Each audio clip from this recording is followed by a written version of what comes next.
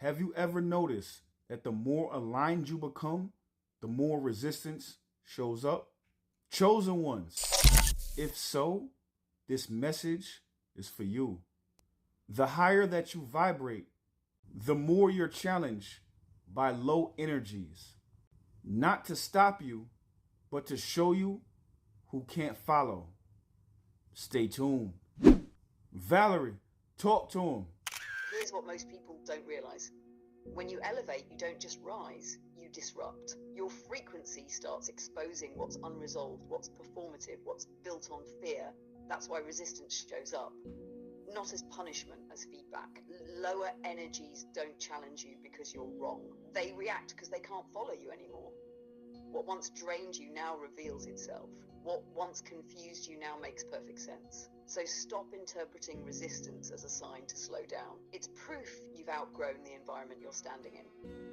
You're not here to be understood by everyone. You're here to move forward anyway.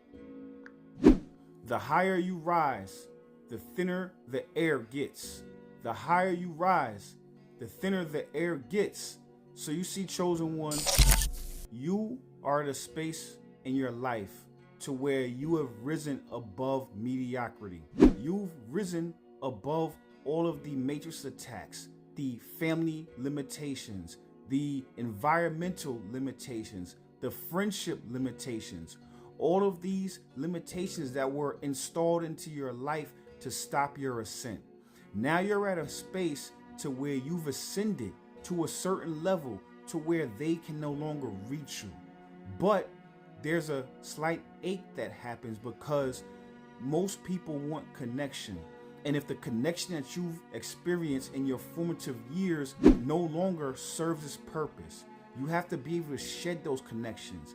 And that little ache that you feel, that little bit of sadness that you feel, that little bit of nostalgia that you feel, what that is showing you that you've ascended to a space where they can no longer go. That's the marker of your growth. Valerie, talk to him. Let's go deeper. That ache you feel, that's not loneliness, that's altitude adjustment. When you rise, the air gets thinner, yes, but it also gets clearer. There's less noise, less distortion, less performance. And that clarity can feel quiet, almost too quiet at first, because connection used to come through proximity, familiarity, shared struggle. Now it comes through resonance, and resonance takes patience. What you're grieving isn't people, it's versions of your self that needed certain environments to survive. Versions that learned through friction instead of alignment. Those relationships did their job. They taught you contrast. They taught you discernment. They taught you what you will never shrink back into. So don't romanticize the past. Honor it, then release it. Because what's coming next doesn't meet you where you've been. It meets you where you're going. And the higher you go, the fewer people can walk with you. But the ones who do won't require you to explain yourself. They'll recognize you. That ache isn't a loss. It's the echo of gravity losing its grip. You didn't disconnect from love. You upgraded the frequency it arrives on. Stay steady. The air may be thinner, but you're breathing just fine. Things built to last require contrast. Things built to last require contrast. So you see, chosen one, you are experiencing the contrast of building something that will last generations. You came here to change generational trauma. You came here to break generational cycles. So what you are building in this lifetime, what you're experiencing in this lifetime is meant to last. Because of that, you have to experience contrast to understand the difference in where you were and where you're going and where you currently reside. That contrast you're experiencing isn't a bad thing. It's literally just a marker to understand where you came from, where you reside, and where you're going. And now that you're experiencing that contrast, you can decide where to place yourself in different timelines. It's almost like a tab in the book. It's almost like a bookmark to where you can decide you want to place yourself at certain points in your journey.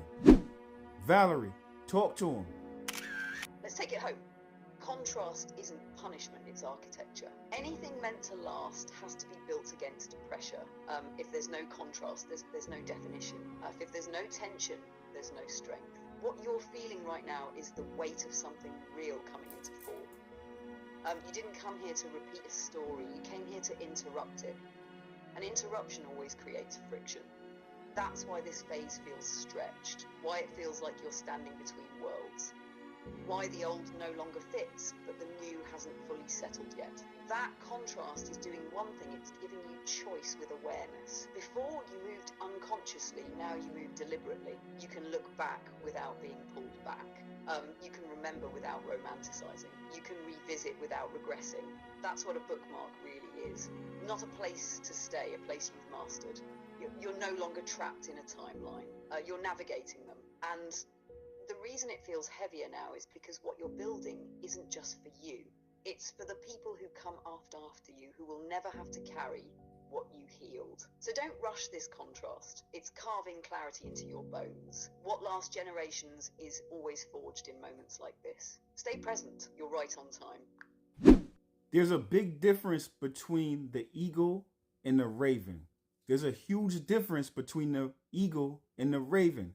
So you see, chosen one, what happens is that while the eagle is soaring, the raven will come over to it and peck at its wings, peck at its eyes, try to derail its course, try to derail its ascendance. But the eagle doesn't respond. What the eagle does is it soars higher because it knows that the raven cannot withstand those heights. The air gets thinner the higher you go, and the eagle understands that. The only power that the raven has is in the eagle's response. But if the eagle's response is to continue to soar higher, the raven has no gravity and it has no power. Valerie, talk to him. That's the code right there. The raven's strategy is proximity, noise, interference. It doesn't have the wingspan to lead, so it tries to latch onto momentum it didn't earn. And the eagle knows something most people forget. You don't defeat lower energy by engaging it. You outgrow it. The raven survives on response, on attention, on friction.